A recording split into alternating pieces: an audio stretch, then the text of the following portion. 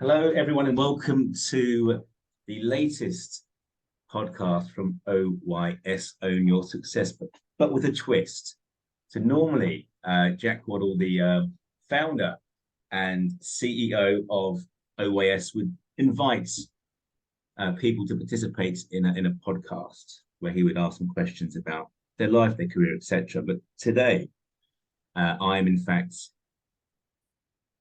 leading with Jack answering the questions. Hello, Jack. Hey Chris, how are we?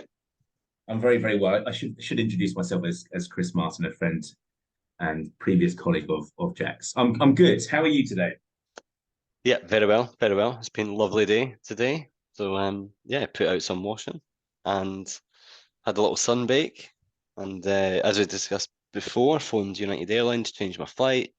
So yeah, Yeah. spent 3 hours, on the phone to them trying to sort everything. It wasn't all United, don't want to give them bad customer service. It was more my negligence and faffing about really. But yeah, it's been a good day. How's your day been? Yeah, it's been good. Yeah, decent. A bit of work. Played tennis at lunch with a friend as well.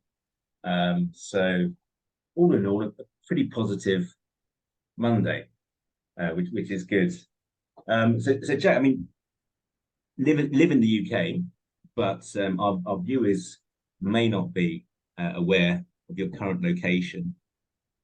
So tell Yeah, them, where are you, Jack? I am in Australia and down in a little place called Dapto, where I lived for a few years, which you're familiar with after a Yeah, few sessions. yeah, Down here on late refreshments, I should say, not sessions. Um, and yeah, down here for the time being. Um, should have been flying out in 2 weeks' time. Pretty yeah, much today. It was the 17th, so 2 weeks tomorrow. yeah. But that's no longer the case. Or sorry, 10 days it would be. 10 days, not 2 weeks. Um, but now a little bit more extended period in Australia as a busted knee. Again, as you very much are aware and saw, um, You've done a pretty has good made, job of busting your knee there. Pretty yeah, good job. yeah. So Um, the first quarter of the year in Australia, so I can't complain too much, apart from complaining on a daily basis that my knee is still sore. But yeah, it's good. and for those who wish to visualize what Jack's knee looks like, his kneecap was about 3 inches above where it should be. Yeah, yeah, it was in my thigh. So that done it good and proper. As I say, if you're going to do something, you need to go, 100% all in, and I achieved that. So yes, it's yeah, it's been a sore couple of weeks, but good now. Back to sort of working. I don't want to say 8 hours a day because that's a lie, but a good few hours, and still replying to emails and all that. So back back in part time until probably next week, and then I'll go, a bit more. Jack, so keen to thanks again for coming on. I appreciate that. Keen to, I guess, talk a bit about you and about how you got to this point in your life today. So reflecting on, you know, well, growing up, but also the steps you took in your career. You know, Yeah. So to uh, start from what growing up, yeah. yeah, no, I haven't asked it. Yeah, All right, sorry. getting around to the question. uh, so yeah, I mean, so you're from Edinburgh. So talk to me about family life. Yeah, so grew up in Edinburgh city centre, and then yeah, went outside. So was in probably about 10, 15 minutes tops outside the city. Then the family moved out to a place called Lone Head, which is about half an hour, 25 minutes out. Maybe not even that, depending on a good day and what the council determine as roadworks. Yeah, Um, so yeah, moved out there, done high school, done all that type of stuff out in Midlothian, opposed to being in Edinburgh city centre. And yeah, it was good. Good, I guess, a good childhood growing up. I wouldn't say, you know, you're never short of anything, but you know, it wasn't like we were kicking about in Bentleys. Do you know what I mean? Mum and dad both worked. They had 9 to 5 jobs. They weren't, you know, no side hustles. None of that sort of entrepreneurial stuff was. I guess it was there, but it wasn't a necessity back in the, you know, 80s and 90s. You know, you got Yeah. paid enough to get by and have a good life without having to have different sort of streams of income. Obviously, there was people out there that were doing entrepreneurial stuff. Do you know what I mean? Obviously, Yeah. it's the case of the world. Otherwise, you know, we wouldn't have fridges or aircon. Yeah. Otherwise, you know, we would be in a sort of a standstill mode. But yeah, it was good. And then after school, became a travel agent. Um, Looking back, probably wasn't the greatest decision. I wanted to leave because all my mates were leaving. I didn't want to stay on. Didn't really see a need to stay on it anyway. I never wanted to go to university. I didn't see a need for it. I was Yeah. never academically strong, or I never enjoyed school. I think everyone can say, like, you know, you don't enjoy it, but What was I your favorite absolutely, subject? oh, drama, mate, 100%. Can you not tell? Doesn't surprise me, that. Oh, Jesus, I could have been a great thespian. Well, Still gutted, and I was gonna say, did you when you were leaving school, did you have well, around that period, was there a, you know, a line of work that would have been the dream job for you, oh, which perhaps you 100%. haven't done thus far? I haven't done yet either. Yeah, at that point, it was either radio or acting. I did have an interview at a radio station, but as every teenager is, you book it in, and I didn't turn up. So whoever knows, I could have been the voice of Scotland. You could be the Um, voice of Scotland, please. but I never turned up. But it's still like radio is still something I want to go down in a couple of years' time and see what comes out of that. I think it would be interesting. I think there's that creative side, I guess, and that's why I think academia was never for me. Didn't enjoy it. Didn't enjoy being sort of put in that one sort of element of you go to your class, you learn a little bit about, I don't know, bloody dinosaurs or biology or some pish. Um, didn't enjoy it, and then yeah, drama I enjoyed because obviously again it's creative, but put me in an art class and you know that's it. I'll stare at the canvas all day. But yeah, the drama. I wish I pursued that. If I was going to go to uni, it would have been drama. But you know, Is everyone it, that goes to university and who does drama comes didn't out with realize a drama was such a big part of your life when you're growing up. oh, 100% loved it. I was in many plays. Yeah, I once portrayed a gay conductor very convincingly as well, I may add. Okay, Um, okay. so Did the conductor have a catchphrase that you'd like to share with no, us? I don't know what the catchphrase was. No. Yeah, mum and dad still laughed their heads off at that. It was more of a comedic role. I don't Right. know if it was, but I definitely put it in that spin. It could have been dead serious. It could have been a drama for all I knew, but it was, you know, could be a murder scene and, you know, put a bit of a spin to it. But yeah, I drama was a massive I part.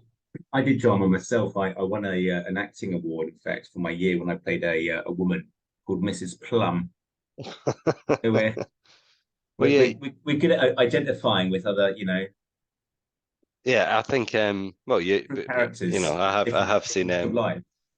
you know, past photos of yourself in a dress, and you wear it magnificently. I don't think I've got the figure just yet for it, but you know, short stumpy legs don't really go. Um, but yeah, drama was awesome. I loved it. And I think that's sort of why, in the end, I went into sales because it is you're acting continually. Do you know what I mean? Especially in travel sales, you know, someone comes in, you could be severely hungover, and you have to pretend that you're not, and you have to.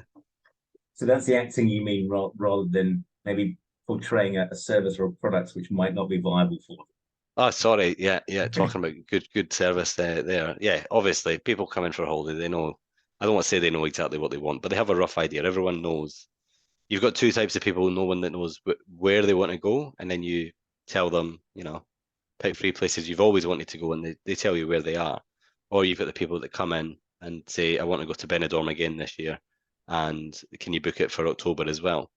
And it's nice and done. You're out in an hour, where it's the ones that sit there and you can go through absolutely everything. And at the end, they say, we'll just need to think about that. And Yeah. that's where this true sales comes in, Yeah. where you lock the doors and you don't let them out. You don't let them out until that credit card goes through. Not to say that I ever done that, but yeah, I don't know if I ever told you the story. I did once. This sounds terrible. Now, I'm not slating Benidorm, right? It's just not my cup of tea. I don't want an English breakfast abroad. I want to taste some, cuisine of some regards. And it is, like, I heard it's a great party destination. You never know, I might one day end up, but it's not on my top 10, that's for sure. But there was a group of women that came in and they said, we want to go to Benidorm. And I said, you don't want to go to Benidorm. That's not the right thing. And there's something behind this story as well, which if you look back now, you learn from it. Anyway, there was a deal on, and I knew I would make good commission. Now, bear in mind, I was 17 at this point in time. Obviously, when you're on an apprentice travel agent wage in the UK, which I think my wage was about £400 or £500 tops. It was peanuts for a month's work. You're literally getting paid £2-3 an hour. You getting paid to cover your lunch, and you travel to work. Yeah, you couldn't really get much else, really, to be honest with you. This was like 11 years ago, so there wasn't a Liz Truss fucking recession kick on. But anyway, they came in looking for Benidorm, and I said, no, we've got a really good deal for Turkey at the moment, all inclusive, 5-star. You'll love it. Yeah. Now, bear in mind, they told me what their budget was, and it was about £1,000 more than what their budget was. But they said they'd be able to handle it. And I booked them, and I was cheering. Now, you had to wait 4 weeks for any booking, and then it was, it's like a month in arrears with most commission. But anyway, they booked just before the end of the month, which was perfect because that meant it went in that comms period. So I just had to wait until the next game month, and I get paid out on that comms. So it was a special deal. I think I got £150. 2 weeks later, they come in on my day off, and they cancel it, and they book Turkey, 3-star Benidorm bed and breakfast. No, it wasn't Benidorm. They booked Turkey. They were meant to go to Benidorm, but they downsized the 3-star bed and breakfast. It was an absolute hovel. I'm positive there was goats kicking about the back. It was terrible, absolutely terrible. But I guess the moral of the story is you need to listen to your customer, because in the end, like, I think at the sale, I wasted 4 hours of my day kicking about showing them 5-star hotels where really they just wanted bed and breakfast and to get shit faced on a Tuesday night eating a doner kebab. That doesn't sound too bad, actually. But yeah, the moral of the story is you need to listen to your customers, don't you? Well, it's very, very, very true. See how I spun that one in there, Chris? Well, no, I like that. It's a good lesson learned, Jack, that you've shared with us very early on from your early stages of your career. So you have to learn from everything. That's true. We'll come on to some lessons learned a bit later. So you went into sales because you felt it might be a good fit for you. Is that really based on your? I don't really see a synergy myself. So generally, people like fall into sales because they kind of want to earn some money and they don't really know what to do with themselves. So I was in that bracket. Yeah, I didn't know. I still can't tell you really what I want to do. I think it's a life thing where you don't know. Didn't really know what to do. My uncle was a travel agent who is here in Australia. And I thought, there has to be some good money in it, surely. Do you know what I mean? Yeah. But surprisingly enough, there's not a lot of travel agents go on a great deal of holidays. Which is the irony there. It's fantastic, isn't it? Booking people continually, but you can barely get to Portobello, which, if anyone is listening from Edinburgh, is a 20-minute bus ride. So fell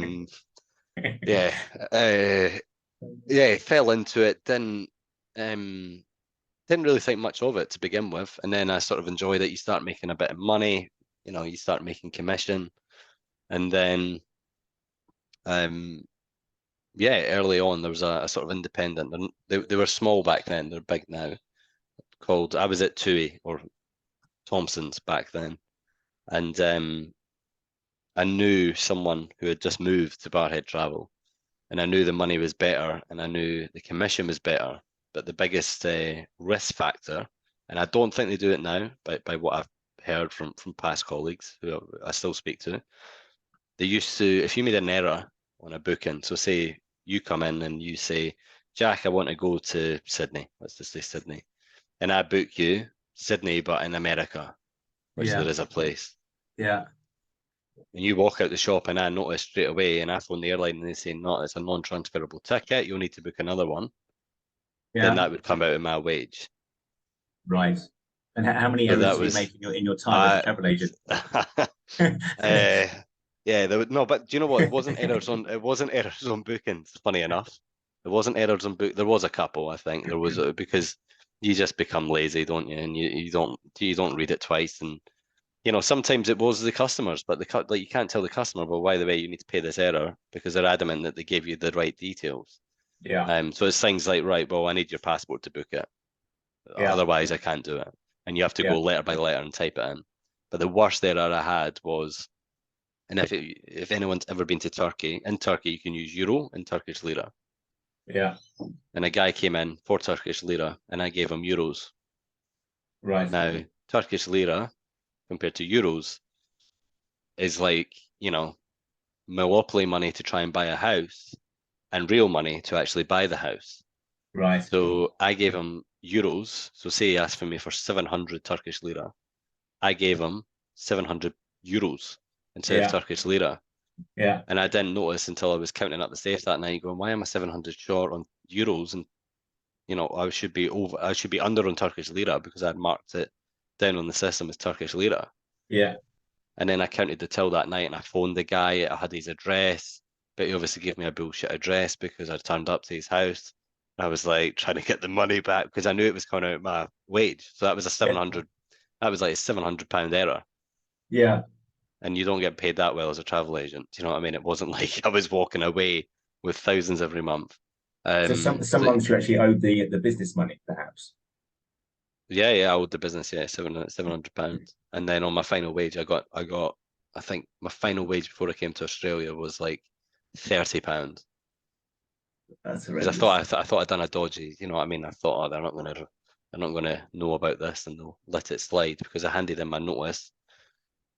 Like I thought a really good time. What I should have done is a payday walk, really, if I knew they were going to take all the money out of my payslip. But Yeah. yeah, so I think I had there was about £1,300 worth of errors. So there was £700. So you can work out for I yourself. There was mean, about because these areas obviously put you in good stead. So I think you actually tasted management when you were in travel world, didn't you? yes, I did at So, what, how did that? 18? So 18 years old, 17 years old, managing a team in the Managing a travel team. sector. Yeah, You managing a team. must have only been in that space for what, 18 months, kind of 2 years tops. And Yeah, so it was 15 when I was at Thompson. So I was just shy of 16. So yeah, about two and a half years. And then I was somehow some bloody lunatic thought this would be a great idea. But I was eager. I was willing to learn. I was good at making the sales. I never missed target.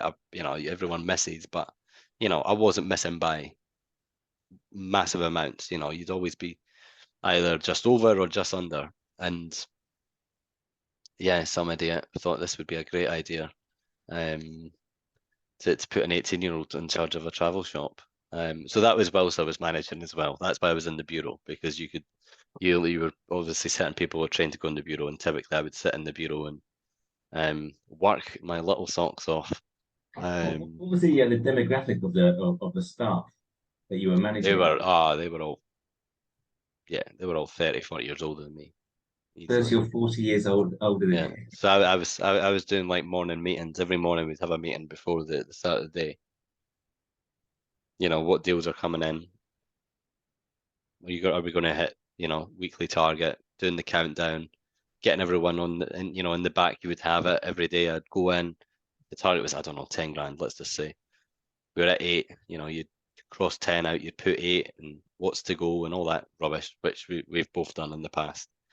And yeah, it was good. No one, you learn pretty quickly when you're managing people that have got much more experience than you to use their strengths opposed to making life hard for them, because if you make life hard for them, they just make your life hard. So you just Yeah. crack on, let them do their job, understand that if they need me to phone, like literally my job was, I was literally a PA really in the grand scheme of things. I would phone Glasgow, which was head office, and just shout at them and say, this is ridiculous.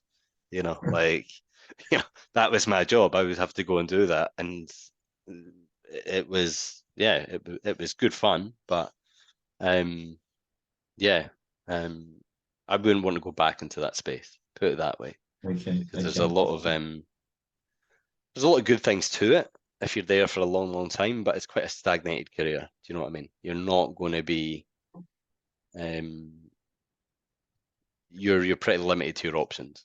You're in It travel. seems that way if you're managing a team of people who are kind of 30 or 40 years older than you. So it would imply that there are those who maybe go into that space and just want the security of a job for a number of years, perhaps Yeah, for a yeah, exactly. lifetime. Some of them though, some of them were managers previously. So some of them had, made the decision to step down. They were either assistant managers in the past or managers, and they decided to step down. And for whatever reasons that was, maybe bad experiences in other businesses, because it was, or I don't know if it still is now, it was quite a cutthroat industry, Right. And bitchy. Do you know what I mean? Right. So I think people were reluctant to jump up. Hence why they gave the shop keys to an 18-year-old. But I would still say, I worked my ass off when I was there, because there would be nights where I'd be leaving work at 7:30, 8 o'clock at night. Yeah. So it wasn't like I was sitting there going in at 9 and leaving at 4:30. Like, that wasn't the case. It was I was still working big hours, and Yeah. again, that's good to learn from a young age as well. So with your final £30, you fly over to Australia. Yeah, what was it, £10 pop? You spend your £30 on a ticket over to Sydney. Lucky I had more than £30 in my bank at that point. Don't let you in otherwise, do they? No chance. Not a chance. But I flew into Melbourne, not Sydney. They don't care about you if you fly in Melbourne. Do you know what I mean? They're just happy for the people. But yeah, I came obviously. Yeah, I think I went. I don't know, what bizarre flight really in the grand scheme of things. We went Edinburgh, Abu Dhabi, Melbourne, Sydney. Again, bizarre. Why would you do that? You wouldn't do that. I would never do that again. Obviously, I've got a flight coming up that I'll never ever do again as well. But But that's the same thing that you did when you came to Australia, is effectively 4 flights to get to one country. yeah, it's just a nightmare. I don't recommend it to anyone. It's a long, long time traveling, but it's worse when you hit Melbourne, because you're only an hour away. That's the Yeah. worst part, and then you have to get on a flight, get a coffee, and you're back down again. But anyway, why did I come? We came here for a wedding.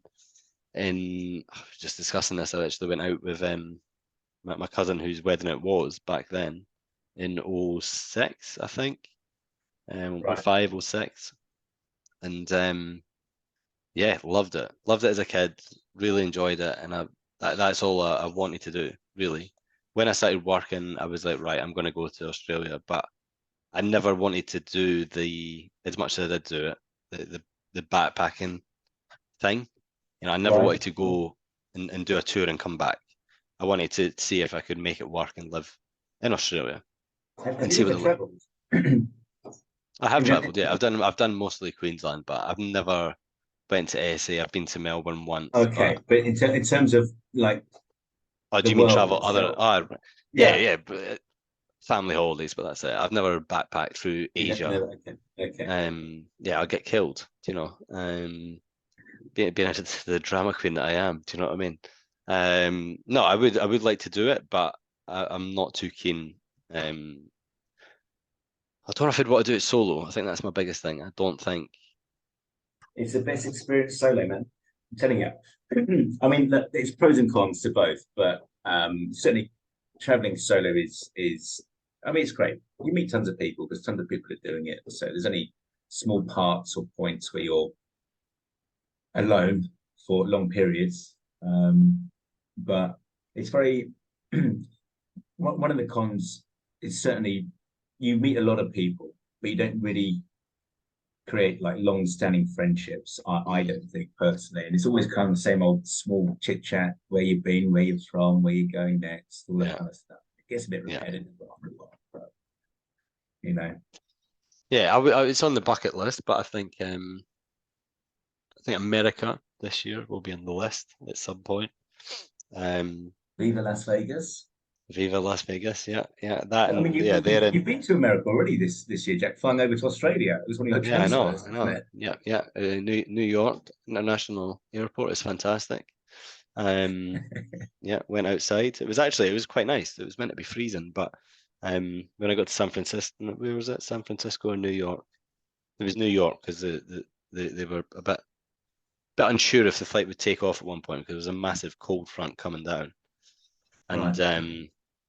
I don't know, I spoke to some American at the bar and he was explaining it to me where it pretty much, in 2 hours becomes ice and nothing takes off, nothing goes anywhere. And Right. it's right, when we landed in San Francisco, all the flights in New York were shut down. So we literally made it out of New York just in the nick of time. Bear in mind, I was 1 day behind already because I went to the airport, obviously on the 22nd, and didn't realize I needed an ESTA to get into the United States, which was a stupid thing to do. So yeah, I was already a day behind, and I didn't really fancy getting stuck in America, to be honest. Should have We've all, remembered that we've, on your travel agent days, Jack. do you know what? I am the worst person in the world to be booking travel. Um, I am terrible, like absolutely terrible. I hate doing it. I procrastinate. I look at the flights; they're dead cheap, and then I forget, or I'll say I'll put on the to-do list, and it sits on the to-do list. It just never gets actioned. It's the same when I book flights for London. It's always the last minute, but it is what it is. But anyway, we've got on a bit of a tangent there. So you came over for a wedding in 05, 06, enjoyed it. You came for a family. Did you have family over in Australia? So it was a family wedding. Yeah. So I've got family wedding. So a lot of my cousins are over here, some aunties, uncles. Um, and yeah, came over. Obviously, lucky in that hindsight. A lot of people that obviously, we know, don't have. I have a very different viewpoint of Australia. I look at this as a place like that I could see living full time, but a lot of people come out, do a few years, and go back. Get shits a ton of money in the bank account and fly back to the UK and Yeah. live out the rest of their years on Yorkshire puddings or whatever they want to do. I don't know, but that's not the way I look at it. But yeah, it came over first. Then I done baggage handling. So I was here for it wasn't very long. It was like three or 4 days, and then I started the baggage handling job. Um, and then my 19th birthday was 2 weeks after I arrived, and yeah, so literally I touched down in Australia, and literally, really without even getting, not even time difference wise, I was working in Sydney. Baggage handling being one of the guys at the airport. Cruise terminal. It was at the cruise terminal. Oh, very So nice. Very nice. even oh, you say that's it. Market baggage handler. Up market, but there's no weight limits on cruise ships. So yeah, Perhaps that's how you did your back in all those years ago. yeah. Someone with scoliosis probably shouldn't be doing baggage handling, but but I really got that left twist nailed at the end. But yeah, it was a nightmare. I absolutely hate. I didn't mind the job. There was two parts of the job. So sometimes you were allowed to just speak to the passengers. That I bet enjoyed because there's not any manual handling. You just have to stand all day in the heat, which is tiring. Your feet get sore. But Yeah. lifting, Americans, man, I don't want to pick on them too much because, they'll come and track me down. But they pack everything. Iron boards, irons, your coffee machines. And I'm being serious. They do not pack ironing boards. They pack iron boards. They pack iron boards. They pack everything. I'm surprised some of them didn't bring the kitchen sink with them. Like, it was terrible. And it wouldn't just be one bag. It would be 2 or 3 of these bags, and they all weighed like 50 kilos, like massive amounts of weight. And how I lifted some of these bags, I don't know. But there was one day I done my back in, or said I done my back in, because I just wanted to stand out sun. I wanted to get a suntan. I didn't want to get sent home, obviously, because it was decent money. It's about $50 casual an hour, which is decent. That's very good. Yeah, it's very good. So, you know, Yeah, if you're getting there at 6 and you're leaving at 5, it's not a bad shift. So yeah, the money was good. It was just the traveling because, you know, Wollongong to Sydney is about an hour and a half, but traffic in Sydney in on the way back, there's only one main road to go down to South Coast, so that takes like 2.5 hours to get back. So the traveling done it in the end, but there's actually like I thought, yeah, it's funny in a way. So I was driving home one day. My track record with cars hasn't been great, but I seen a police car at an right, intersection. Now right. the intersection I was traveling, but he was, you know, my lights were green, but the ones, you know, on the right of me were red, but the police car came right in the middle of the intersection. And I was like, oh shit, I better brake because I was speeding at the time as well, which probably, well, actually, we'll cut that out. Otherwise, GIO will be after me as well.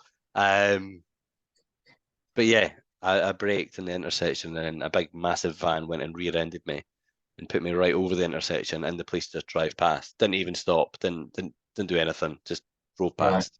right. And I thought, now I look back, I'm like, that was terrible policing. Unless there was like, I don't know, a murder, then I could understand. Anything less, a cat stuck up a tree or something. Like, no, Yeah, pull over, see how I am. But yeah, lost the back number plate in that car crash, and then I had to go to work the next day. So I was traveling back from work, and I phoned the police, and they said, "Yeah, be able to travel without a rear number plate, you'll be fine. Just, you know, here's this incident number. If a cop pulls you over, give them the incident number." So I had, yeah, you know, phoned the insurance, told them, blah blah blah. Car was still drivable, but you know, it looked smashed up. You know, yeah, it was a bit risky. Anyway, wanted to go to work, went to work, and a police car pulls over or pulls me over. And unfortunately, he didn't get out the bed on the right side that day. And, yeah, told me, "You're not going to work today, and if I catch you again, I'm fining you and arresting you." And I thought, right, what's the best way for me to sort this? And I went to it was RMS back then, not Service New South Wales. Went there, they had the plate, but I wasn't the registered car owner. It was my uncle because we didn't transfer the forms because for whatever reason we didn't transfer the forms to my name. So you couldn't get a number plate without my uncle. Now he was on a cruise and he was coming into the cruise terminal that day. So I had to turn up to work and say, "Hiya, I'm here. I'm 3 hours late, but by the way, I'm not working today, and I'm gonna have to go." That is quite a hard one to negotiate when you've got a really pissed off boss that you know that turned up, and I'm like, "Well, I need the number plate. I need to meet my uncle. I need him to sign this form so I can get back in a taxi to go back to the RMS to get this bloody plate on so I could come to work again."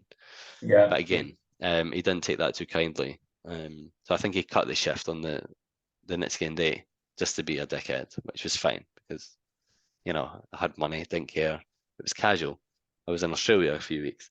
But yeah, that was like very, very initially. That was only like the first month I was in Australia and I literally got rear-ended. Um, so yeah, that was fun. Not a oh, very good. interesting story. There's not a good antidote at the end.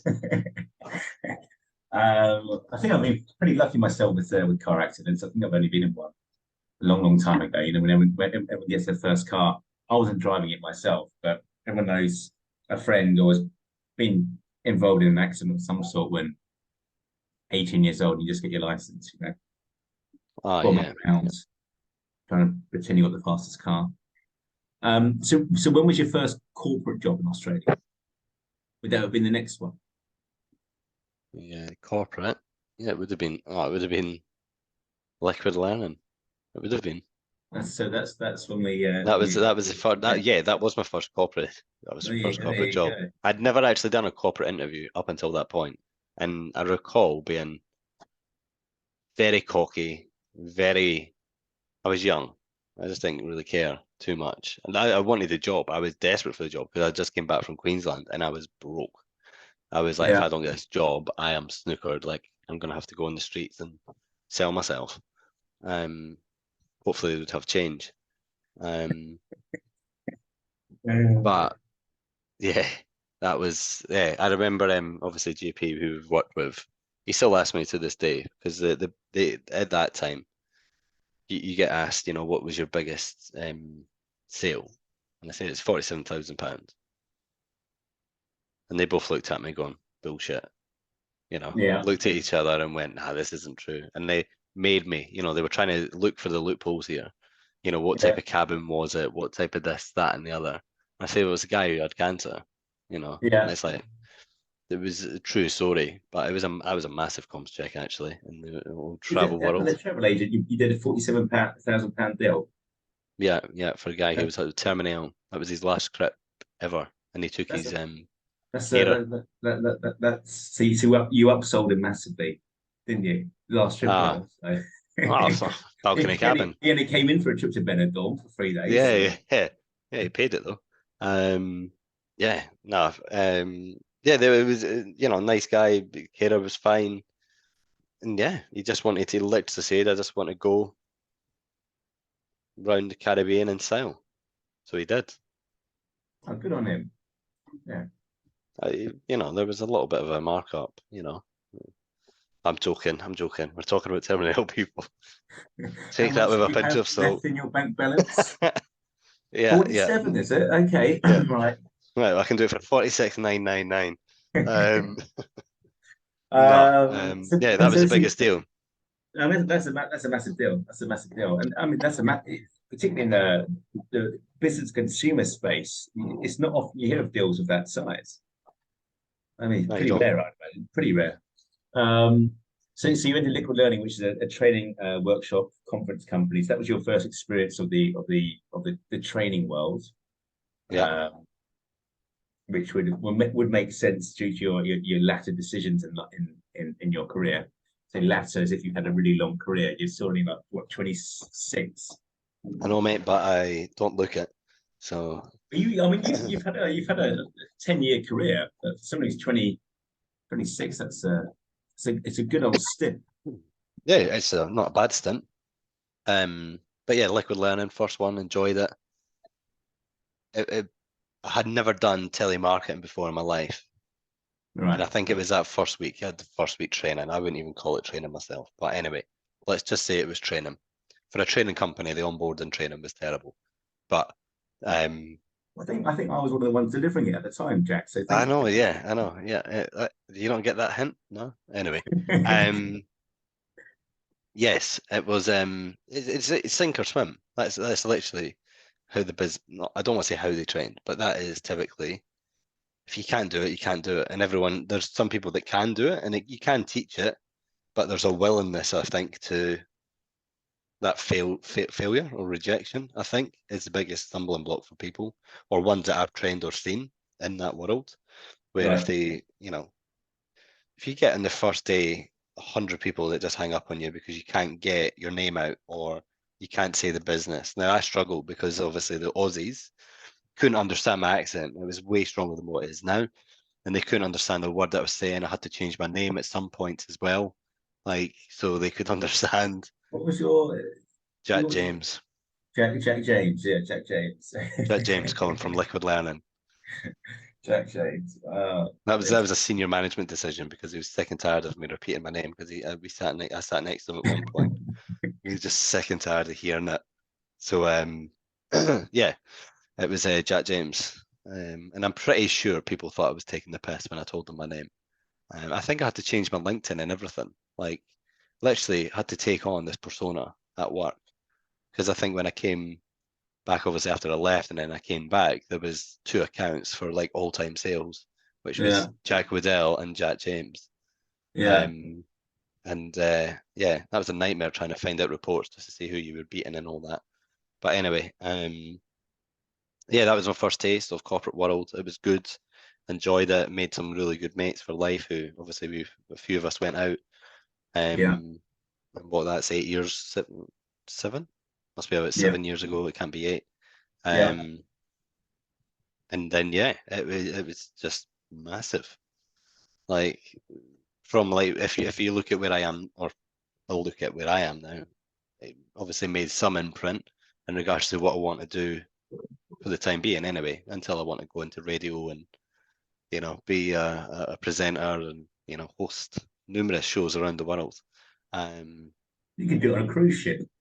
I could do it on a cruise ship. Yeah, I could be the MC. I used to love Halfway. it on a cruise ship. I used to listen to the quizzes all the time. I used to cruise with my parents quite a lot. I went out three times. But the quiz, the trivia in the afternoon was fantastic, and I liked it so much. I bumped into the DJ and said, "Can I host one of the quizzes?" And it Oh, was great Jesus. fun. The trouble with the cruise ship quizzes, you only have about 2 people who call in, and they call in every day. Yeah. So I knew who was calling in. But Was it your mum and dad?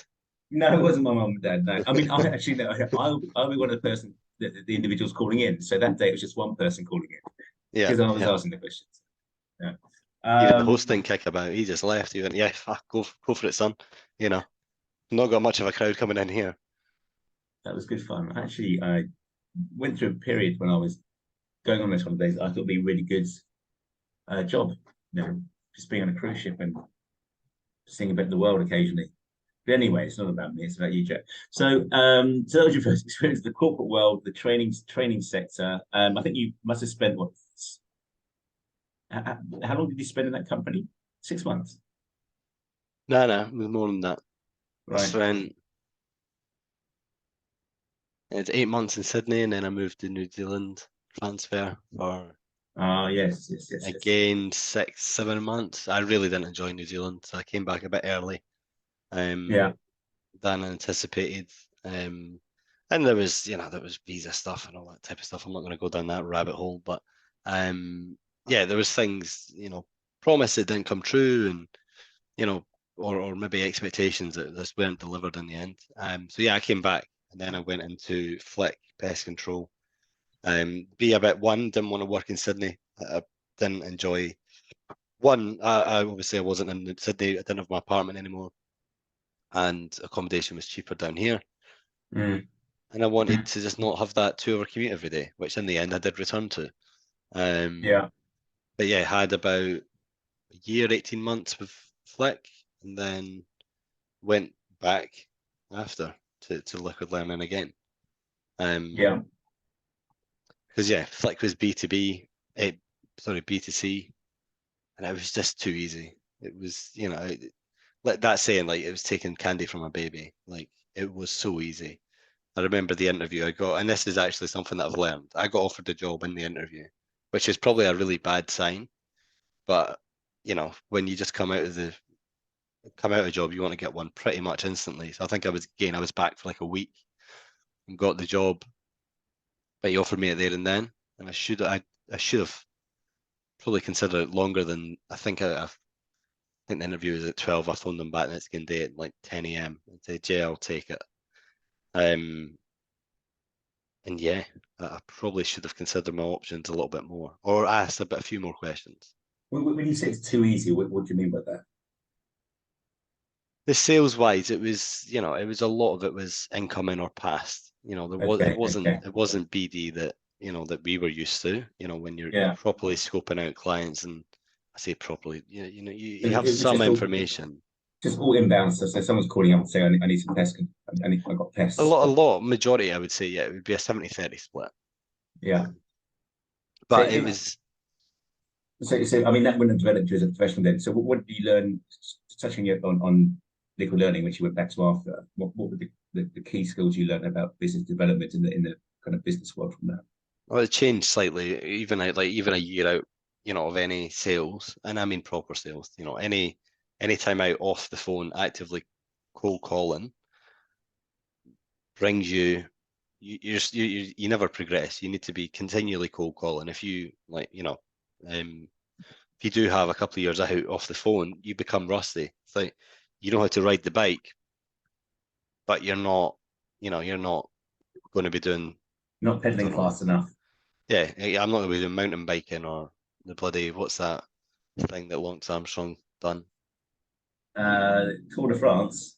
Tour de So France, yeah. you have your one of those things that you put on the side, stabilizers. So you have your stabilizers on when you Yeah, go yeah, back. well, that's what it was like when I came back to liquid learning. It was like getting stabilizers back on again because I was out. of the mix for about a year and a half or a year, and I knew what was going on. I still had my ear to the ground. I knew what was happening. I knew, sales wise, I knew it was still profitable and it was going well for everyone in the company.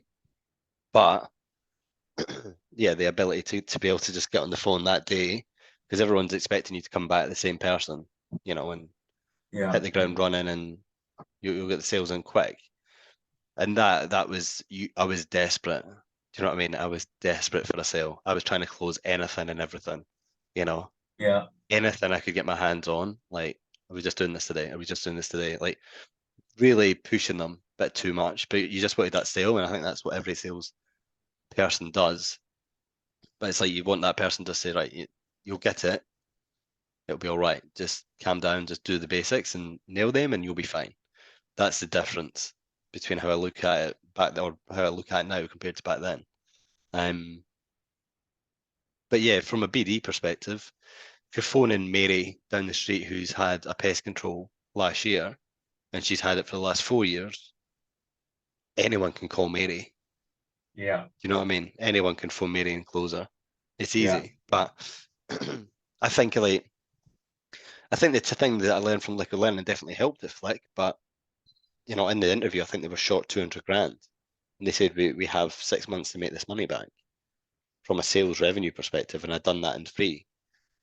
Like I still had the skill set and I could still over deliver, but again, it was so easy. Yeah. It was So it in was the too business easy. world, in the business world, what are the key skills required to be successful? You definitely do. I've heard this is a big one at the moment, which is like being coachable. Coachable is a massive, massive thing. But you're never coachable, Jack. Ah, I was, because I got from A to B. I couldn't do it. Yeah, yeah, Yeah, yeah. I'll take it as that. I wasn't I wasn't back then. I probably wasn't the most coachable. I'm not going to lie, because I think there's a bit of arrogance that comes with it, because you don't no one ever wants to be told you're not very good at this. Do you know what I mean? Like, no one ever wants to be told that, and I think it definitely is like, how do you deliver that? But yeah, I think coachable is a big thing, especially in not just in sales, but in anything. Like, if you can't be taught or advice given without it being like, well, do you know what? Bugger off. It's never going to end well at all. So I think that's a big one. I think determination, hard work, like it's all the stuff that gets said all the time, but like there isn't like anything that I learned was, I don't want to say coming in early. I've never been a morning person. I would much rather work until late, Yeah. opposed to in the morning. But at the start, especially the first time, when we were there, there was a sort of culture of you come in early, you leave late. And Yeah. that's not healthy. In a lot of respects, it's not healthy. You either do one or the other, or you make it work. And when I came back, that culture wasn't there, and I found it Yeah. really difficult to walk into, and I couldn't understand, because obviously there was loads that I still worked from for the first time that they weren't doing it. They weren't staying late. There was only a handful of people that were still doing it, and they were getting the results, and that's why I couldn't work out. Like, why are you not staying if you're not in target? Yeah. Where, if you do work hard and you put in that time in, because it just means in its skin day you don't actually have to work as hard. And I think that's what a lot of people didn't work out, that if you get one deal, even if it's one deal every 3 weeks, that comes just from like nighttime pitching, and I say nighttime, 6:30, 7 tops was your last call typically. But then if you prospected for the next game day and you got your list ready to say, I'm hitting these companies, I'm hitting these directors, and prepared yourself for the next game day, massive. Like, I try So, and do it every night and prepare for my next game day. so I mean, you're saying it's unhealthy coming in early and finishing late, but yet you're on the other side saying, I don't understand why I came back to a culture where people weren't doing that, because you listed some No, no, pros yeah, of doing that. exactly. But again, it isn't healthy. It isn't healthy to work. Now I look at it as if, like, if that is your business, yeah, like, you need to Yeah. do it. It's just the norm. I would never go into a business now and expect that if I was heading up a department, I wouldn't expect people to stay, because you need to have that work-life balance. Now, if you can show people that you can get this result if you just stay one night a week, an hour, and Yeah. this will save you X amount of hours, but it's like, it's again, especially with salespeople, we need to know why as salespeople. For instance, commission changes. We need to know why is this happening and why is this going to benefit us? Don't care about all the other policy, whatever the other fluff or bullshit that gets put into it. Don't care. We need the two things answered, which is why is it happening and how is it going to affect us? That's really all anyone from a sales perspective needs to understand. I think, not to say that I wouldn't burst for something or a project deadline, for instance. I've sat and I've done it previously. But I think it is unhealthy to come in late and come in early and stay late every single day, because that's what a vast majority, or not to say vast, a large minority did. And there was a handful of people that would do that every single night. And for me, because that led to other things like going to the pub. Do you know what I mean? That's why it was unhealthy. If you take the pub out of it, it's quite a healthy night. Do you know what I mean? But that's what I'm saying is the unhealthy aspect from my perspective, but still staying late, because if you're leaving the office at 7, then you're getting home at 8, just as an example, then you're cooking dinner, that's 9. You have to wait a couple hours for your dinner to go down, then that's 11. And if you've went to the office for 7, that's a long day and you've not It's spent any true. time on yourself. Well, So I mean, I know the advantage of staying late and starting early is obviously connecting with decision makers, outside of their core hours. That's the advantage of it. But I mean, was it perhaps also down to people's lack of efficiency during core hours that they couldn't hit their I think numbers? that's Because the 8 hours is a long time in a day, and I think, truth be told, sales professionals probably only work about 3 hours of it. So 100%, 100%. Really, in an average day, we had power hours, which were an hour and a half. Do you know what I mean? Like, just look it at was that as an actually example. probably sufficient to hit your opportunity or conversation quota for a day. Yeah, no one really gives a damn unless you're not hitting target. No one cares. No one's going to really be coming down on you too hard. If you're making the revenue, but the business determined as a good result, and you're doing, I'm not going to say next to no KPIs, but I think we were there the second time and we actually worked out that doesn't really matter. Like, it is who you're speaking to, and it's the pitch that matters. It's quality over quantity. But in an environment such as training, the more people you speak to, the more chances and blah blah blah. Like, there is logic to it. Like, it's a numbers game, but it's getting the quality of it.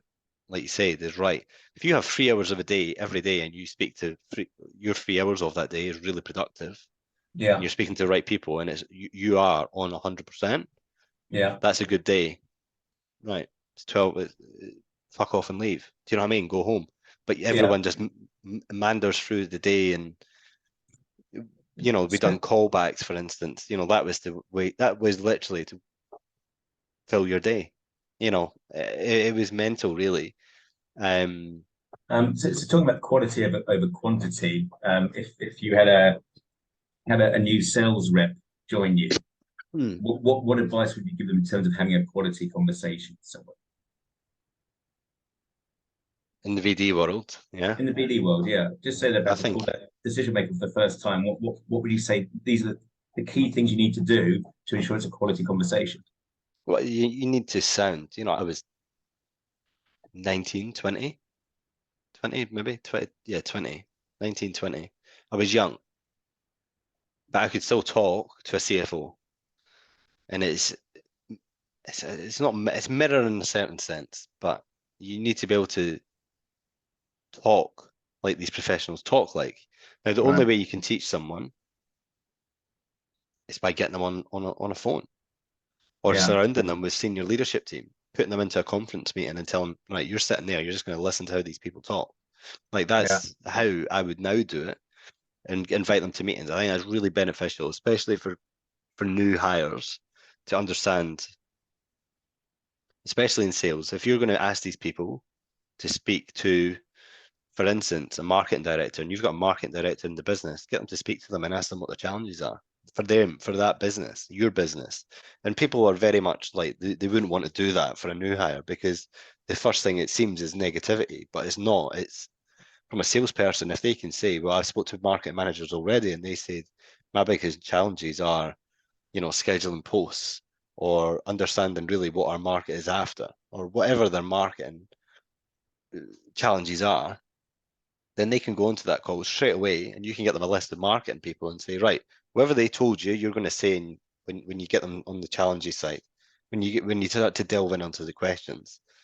Yeah. That's a good strategy. Likewise, not every business is going to have a marketing director, a finance director, a HR director. Not everyone is going to have these type of people, but if you don't, you just have to get on the phone and understand it. Like how many times I phoned people, didn't have a clue what the bloody event was about, but you just started getting them to open up on what's your pain points, what's your challenges, what are you finding that's holding your team back at the moment. This is really what people are saying. That's the biggest challenge, and it was literally off the brochure. Do you know what I mean? Yeah. So, But I think now, if I was to go into that environment, and if I was to hire 5 salespeople, you have to get them surrounded by the internal team, senior team, for them to understand how do these people talk to each other as well. yeah. And then obviously delving in on a one-to-one. Because if they can sit there and there's no point giving them a Word doc. You need to see it for their face. You need to hear the finance director saying, my challenges are cash flow and net profit. Yeah. And then they say why. Because that's what the salesperson should be asking is, oh, well, why or how? Or, Yeah. Why is this a challenge for you? And then they delve in again, then they're writing that down again. But it's obviously written, and hearing it is a bonus, because it's obviously 2 of the main points of learning. So it makes a massive impact. That's what I would do now, personally. So, I feel like I'm in a job interview. Jesus. Deeper conversations. Yeah. Yeah, Understanding the deeper pain conversation. points, and then mapping the solution accordingly. I think then the first week you would be getting them going through the senior exec team. That's literally all you would do. Senior exec team will bloody hate it, but if they want the success long term, and the finance director wants more cash flow, do you know what I mean? The sales manager or director would be able to spin it in a way that obviously helps the entire business long term, but also brings that culture piece into it. And then I'm on about quality, but for the first couple of weeks, you literally just need them to be hammering the phone. You need to get them used to people, especially if it's cold calling. Even if you get warm leads, people are still going to hang up on you. And tell me, I always like to ask this question when businesses say, like, oh, we've got warm leads. Well, what is a warm lead? Do they know it's Jack calling from Liquid Learning? Or do you know what I mean? Or whatever the company is. It's never the Yeah. case. Warm lead means they've said yes. They've ticked a box to say, yeah, I'll be on market consent. It means absolute jack shit. But yeah, for the first couple of weeks, you would have to just go quality over quantity and hope, because they need to be getting used to getting hung up on, told who are you calling from? Why are you calling me? All the stuff that happens in cold calling. And Yeah. then you can start to refine the list. But those are certainly. I mean, you're talking about someone new to the business. Those are certainly skills that you should be. So if you have tenacity, high productivity, and able to have those quality conversations, you'll be the best sales professional out of a bunch of people. Simply. Yeah, just by doing the basics. Yeah, it's not hard. It's Just not that doing that. difficult. Just Then if you very want to quick. go into tonality and inflect, how do you sound on the phone? That's another jar of worms. Because if you sound monotone, you could have all that stuff. Just actually what you've said. You could have all of that in one nice package, but you could sound, I don't know, like Stephen Hawking. Like, I, I, I know you're laughing, but you know what I mean? Like monotone and And I boring and mean, dry. there'll be in an unfortunate place if they sound like Stephen Hawking, for But do sure. you know what I mean? If you sound, No, oh, hello, I understand what you mean. The yeah, tonality is very important, and when I pick up the phone now, and I always have, I make sure even now that my voice is kind of going up and down, all that kind of stuff, you know, in the right places, but it helps to keep people engaged and kind of stimulated by the other person that's on the phone speaking to them. You know what I mean? You are right. If you're Mr. Monotone, they switch off because they're just bored and don't want to hear your voice, simply. Yeah. And that's Yeah. where if you do have monotone, if you have, like I've had in a previous role, I had someone on my team who sounded terrible, wasn't my hire, and it was literally a quality over quantity game. Sorry, a quantity over quality, because there was no way in hell after numerous training sessions when we discussed it, and you know, as many times as I've done it one-to-one group coaching, you could never get him to sound by any stretch of the imagination like he was inflecting his, tone at certain points. And he's sitting there hearing this back, going from a call that I'd recorded 2 weeks ago, or that was recorded 2 weeks ago, to the same call on that training day, when we've just went over tonality, and he sounds the exact same. Like, it's just like, right, mate, yeah, you just crack on. Like, there's nothing we can do for you here. And again, that's just how some people are. And again, at that point, it becomes you need to be ramming the phone continually, because you need to find people that have that same voice, because there's obviously going to be other. We speak to them as well. It's like if I speak to someone who's not over the top, but a bit more enthusiastic, if they go, "Oh, hi, Jack," and I'll be like, "Oh, hi, how are you?" As opposed to someone who goes, "Hi," I'll be like, "Oh, hi, it's Jack here from wherever." You have to just match them and go in at their level. Because if I went into the guy that was, "Hi, yeah, it's Clive here," I'd be like, and if I went in going, "Hi, it's Jack, like, how are you?" Clive would hang up on me. Do you know what I mean? Like, that's what's going to happen. Likewise, if I speak to someone who's not over the top, but really outgoing and really quite happy, and if I go in, "Oh, hi, yeah, it's Jack here," yeah, so, yeah, you know what I mean? Like, they're not going to give a damn, because I'm just not at their level, because people want to talk to people that are typically on the same level, and that's what, directors and all that. Like, there was, I had kids at one point, Chris, at Liquid Learning. Like, I do recall you had children, yes. yeah, I don't, and Sadly, no I look, longer. yeah, I look back at this, and it was a terrible thing, but I was, yeah, that young that I had children at one point. I mean, that was you connecting with the client and creating a bit of rapport. So I understand that. But the issue was, I Yeah, phoned him the next year, and he asked me, I wouldn't do it myself. I wouldn't do it because myself. our kids were the same age. Because Um, I remember saying, "Oh, yeah, yeah, little ones, da da da," and do you know what? That's a terrible representation of salespeople. I'm not like that now. I would never tell a sales team to do that. But I think it's a funny story to understand, I guess, where people come from at the start. To, if you actually get the right training and try and educate yourself, if it be YouTube or reading books or whatever, like, it's funny. It is just a funny story. The worst part is when I phoned him this year and he asked me how the kids were. Like, you know, I completely forgot. Lucky I put a note on the file saying my kids are aged, just to make sure. But anyway, yeah, that's a funny story.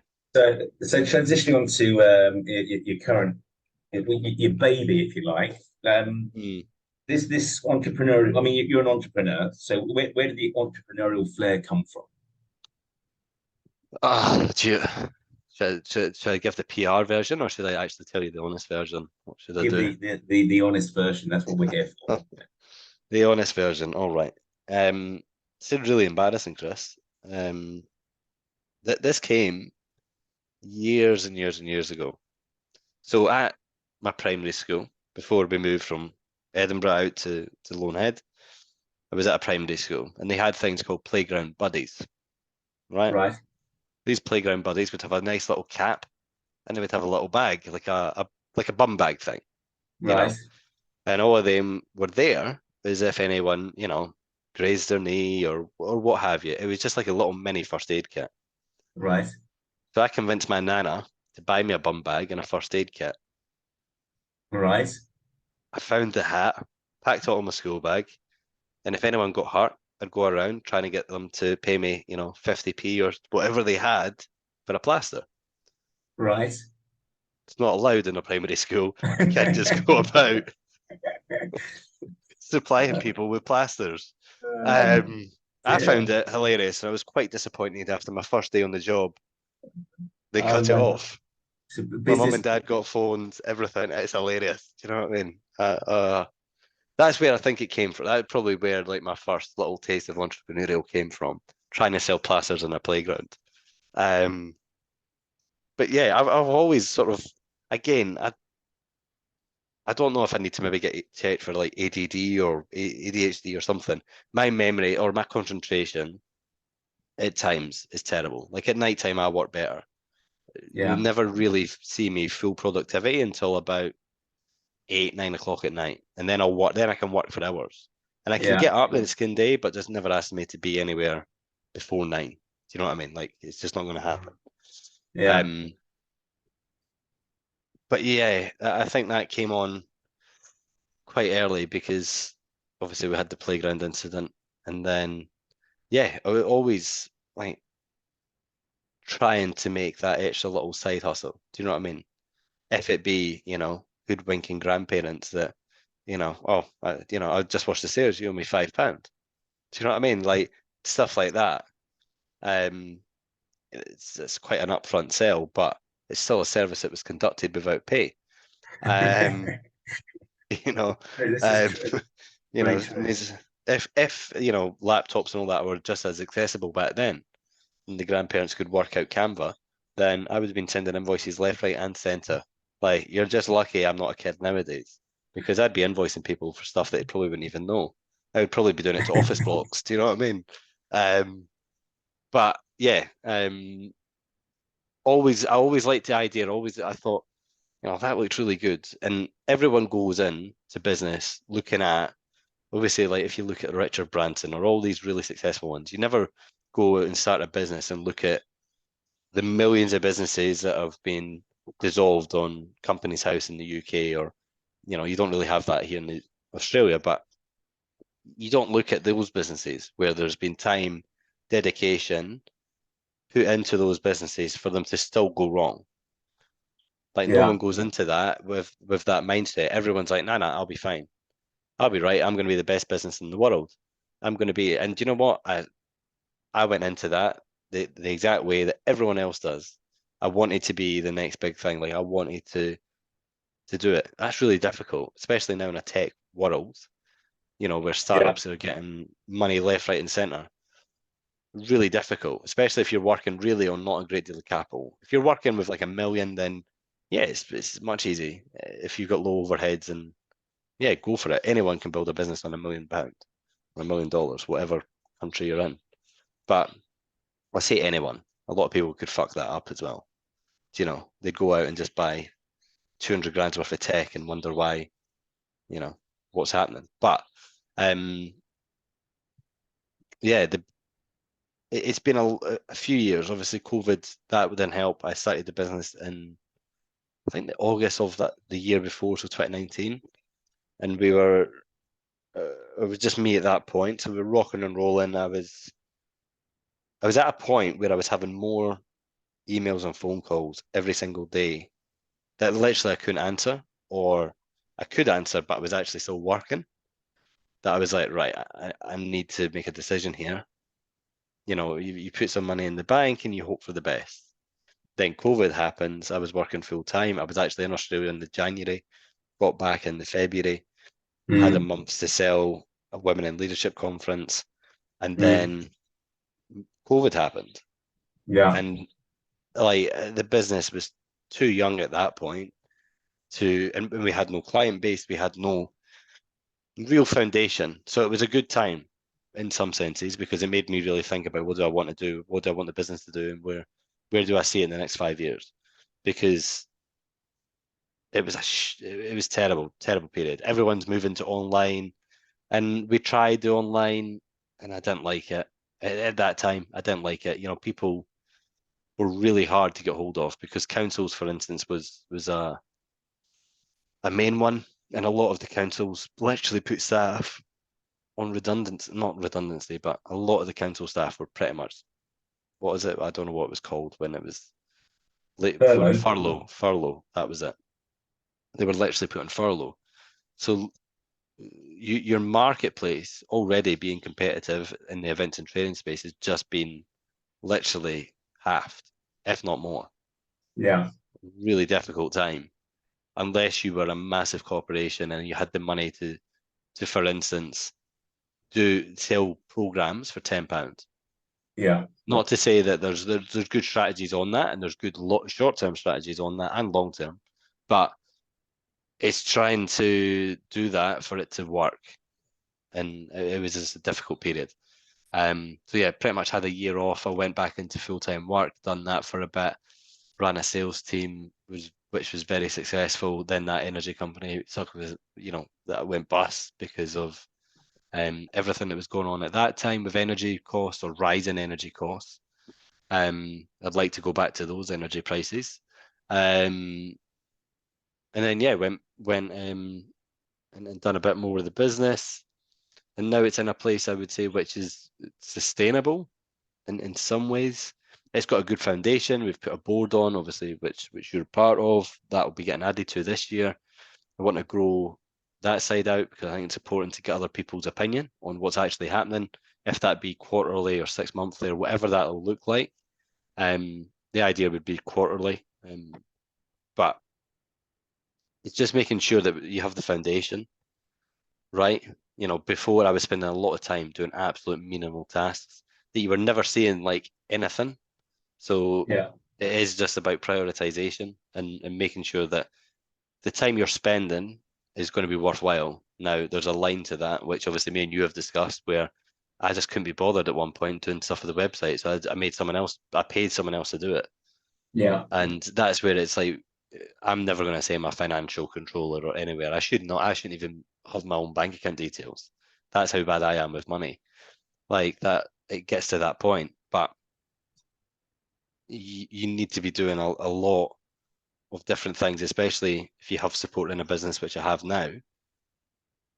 You're still doing a lot, so you need to be making sure that your time is worthwhilely spent on getting the results that you need, opposed to I'll use the website, tarting up the website, making it look a bit prettier, and trying to understand what is the customer flow, where are people going on the website, what are they looking at for longest, what needs to be added, what doesn't need to be there, all these stuff that like when I started the business I wasn't thinking about. I wasn't thinking about customer heat maps and finding things that I find interesting now. I would not have had a bloody clue nor cared about at the very start.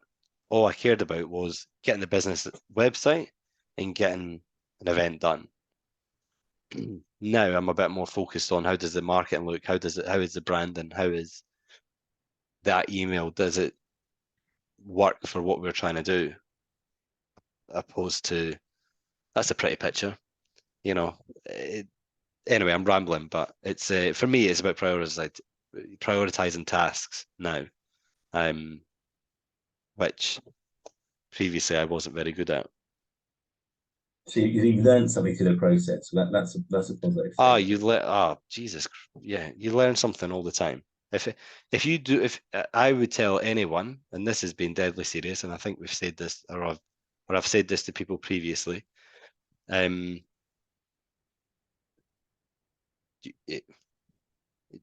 there's bonuses to starting a business and there's cons. But even if you do a business for a year, just to literally learn, and I mean like from scratch, I don't mean, go and buy a business. I mean, and it could be a candle making business or something. If you've got a product or service, it's a little bit different. If you've got something that what we do, which is training, it's not tangible, it's a bit different to sell. But any Yeah. business, it doesn't really matter. You learn so much that, like, if you're in one role all your career, I don't know, I understand more now. If I speak to business owners, with consulting and all that, I understand what they're saying. A few years ago, that wouldn't have been the case. I wouldn't have understood. So when they say something about like CTAs or CPAs or any of these stupid abbreviations, it starts to come through and you start to learn it and you start to understand it. And then you go through a bit of a rabbit hole because you have to YouTube it initially to understand what it is. And then it Yeah. put into practice and then you see it happening. And yeah, I think you do. You learn loads. Like I never bloody built a website. You know, that took. I still learn stuff, but Yeah. it's like what was it? There was something a few weeks ago, just before Christmas. I was doing consultancy, but I was going through data, and I don't know why, but I think I needed to. I had to run a script for something in the Excel sheet. I think I was trying to figure out. Oh, that was it. It was a domain email because I had all the companies, and I wanted just to get the domain email so I could put it onto um, Apollo. So I had to literally go figure out how to run a script. Now that's like developing, or maybe some people wouldn't call it. I would class that as developing, where I had Right. to figure out how to run a script to get this thing to just do it without me having to sit there for hours, figuring out Yeah. because I couldn't. Sometimes you can do it off the email address if you have it on Excel, but this was literally the company name. So I needed the script to I don't know, go into Google, I guess, and say this is Coca-Cola. Um, so yeah, stuff like that. Like that is like that's a 3 week. Well, that's not 3 weeks old. Jesus, it's not. It's like December, but that is probably the last thing I learned. Yeah. I didn't know that before, so it's just stuff like that where you come across. Um, any It business, you'll is. get the same. It is very true. It gives you exposure to certain responsibilities and tasks that you wouldn't normally be undertaking. Therefore, you have to learn how to do stuff. And that variety is actually quite a nice thing as well. Yeah, and I would still my my sort of what is it like time management is still atrocious. I'm not gonna lie, Mm, but I have to have a to-do list of like who do I need to call, who do I need to email, who do I need mm, to follow up with. mm, Because if you have to speak to facilitators or clients or do a booking or whatever, mm, like they're just things that come up in the business that make the business thrive. But then you've got mm. all the other rubbish in the background that you need to do at some point, but it's like when do you do it? It's for me, it's like I look at it now as like you've got a house and you're trying to renovate it room by room. Yeah. Okay. Like Yeah. Yeah. like that is how a business is. But Well, if you that's a good way of putting it. And for me, it's like I'll kit out each room with the foundations to make them livable for the time being, and then add in the extras at the end, or when yeah, I can it's be like bothered. yeah, it's like there's a bed of light. What else? What more do you want? Well, You know, exactly. There you go. Right. here's Operational a business now. yeah, here's some knitting needles and some, thread. Make yourself a dinner. Like go for gold. But yeah, I think that's how I look at it now. Like it's like renovating a house, room by room, because otherwise it's an absolute nightmare. You can't expect it to. I always have huge expectations, and I always get the piss rips out of me for having huge expectations. But I think the goal needs to be, I don't want to say big enough that you can't get to it, but it needs to be bigger than where you think you're ever going to get from Okay. your current plan. Yeah. Otherwise, what's the point in having the goal? If you want to get to X and you know you can get to X, what's the point? Like, I don't want to be here if that's the case. I'll shut Yeah. the business down tomorrow. If that is Yeah. the case, do you know what I mean? So I think you need to be looking at different ways to make it work. And I'm exploring a couple of avenues just now, which I didn't want to do a couple of years ago, but it's, that certain things change, things happen, and you need to be adaptable. That's probably the big thing as well in business. It's made me very adaptable, and I learned very quickly that I'm good at under pressure. And I took that into other roles where, like, for instance, energy company, every day there was always an issue. Someone was Yeah. always having an issue. And it's like, right, well, what's the issue? Tell me, break it down. Let's Yeah. understand what's happening and what's the solution? Where do we want to get to? Because I think in our world, you have so many moving parts. Different if it's a business, like an established business that has 20 staff or 30 staff or 40 staff. When it's just you, yourself, and I, and you're Yeah. speaking to the person that is actually going to make you money, then you maybe Yeah. speak to speakers and then you speak to clients. That they're all moving parts of it that make Yeah. everything work and everything tangible. But it's just trying to make sure, I guess, and this is where like stakeholder engagement comes into it as well, where it's so crucial. I love stakeholder engagement. I love it as a topic. I could talk about it all day. This is where people really, and I used to, and you know this, you've seen this in action. I was absolutely terrible at stakeholder engagement. Terrible. I could go for the pints and all that, but that's not what makes you get what you want in a career or in your life or in a business. You know, you Yeah. need to be, it's a bit different to what people think. Because at the energy company, I had about 30-ish staff. But then I had to go to meetings every single day. So like Excel, I've never been a friend of Excel. I hate it. So if you know someone that can make it work quicker and better than you, and it takes them 5 minutes, but it's going to take me an hour, well, I'm going to call in a favor and I'm going to sweet talk them. Like it's all about who you know, and I Yeah, hate so that simple. saying, and I don't like it in business. Like you hear it all the time. You know, it's who you know. It is who you know, 100%. But it's what you say as well, and what they get back in return. Otherwise, I could know Donald Trump, but if I didn't speak to the guy, what do you get off him? But you're going to ask him for a sweetie, or you're going to ask him for an investment. Do you know what I mean? It's like I find it funny when people say that. Anyway, I've went on a bit of a tangent, so I'll let you continue. Um, well, as an, as we're coming to Sorry. the end, um, tell us what we can expect to see, what the market can expect to see from OYS by the end of the year. What's in the pipeline? What's going to happen? There's a lot in the pipeline. What Keeping events myself are we going busy. to see out there? More diverse, more in the insurance side, banking, financial services to begin with. Higher education again, health, a bit of government, I think.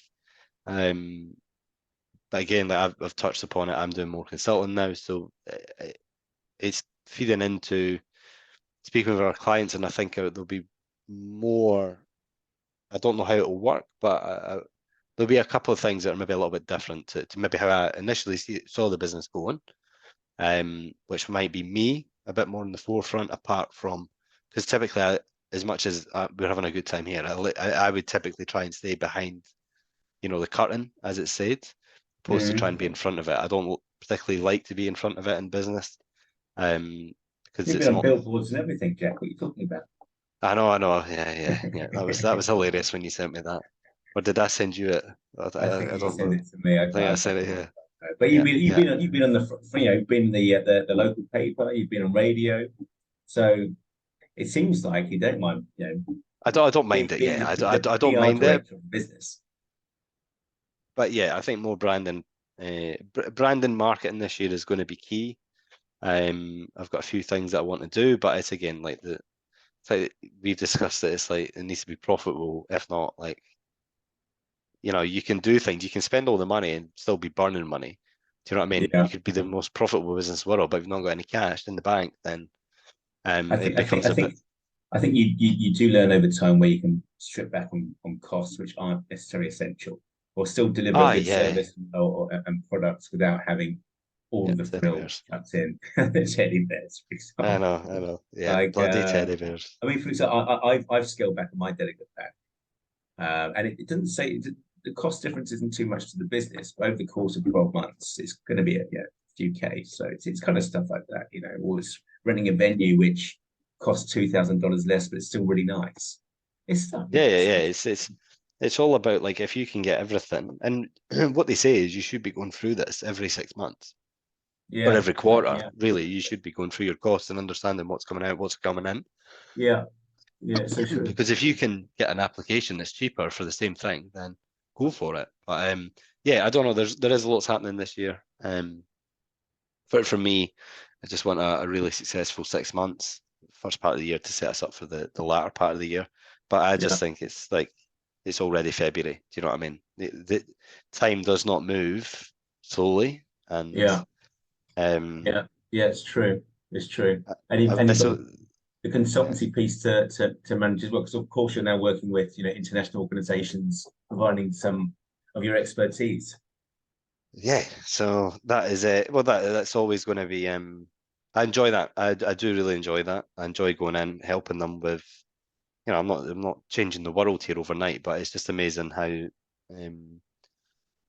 businesses who, if you've not been in our space before and understand, I guess, how do you market and how do you contact people, how difficult they make it from themselves for them, or like, you know, for them and their team. Yeah. So it's just about simplifying that, and I enjoy speaking with them, and then I enjoy the end factor, which is, you know, when I hand over the reins after I implement everything, Yeah. they can see like, oh, this works now, Yeah. and this is how I can do it, and that's it. You know, there's not a, I get nothing at the end of it. Really, I should be, you know, be like a little subscription service, a little Netflix package. I should be, you know, putting myself out there as, but I just want them to have it, and then if they need me, they always know where I am. And yeah, that is an enjoyable factor. But that, yes, have to manage that as well. But that's part of the parcel, I guess. When you know, I need to be busy, otherwise I get very, very bored. This is the longest I've been off for months, years. I don't even want to say months, years, Yeah. and I've been bored senseless. So that's why I'm back at work, doing things, because if I'm not actively doing something, um, yeah, it's not a good use of my time or um anyone else's, really, to be honest. Yeah. Um, Jack, wishing you all the best in the consultancy piece and also OYS. The market sounds like they should be expecting some big things from across different sectors. So hoping the events go very, Yeah, very well for you. a massive year. But yeah, thanks, Chris. Much appreciated. Massive. Well, thank you for Nice to be on the other end for a change. 100%. And yeah, thanks for allowing me to be part of the OYS channel again. No worries. It's always good to have a familiar face. Enjoy your week. Cheers.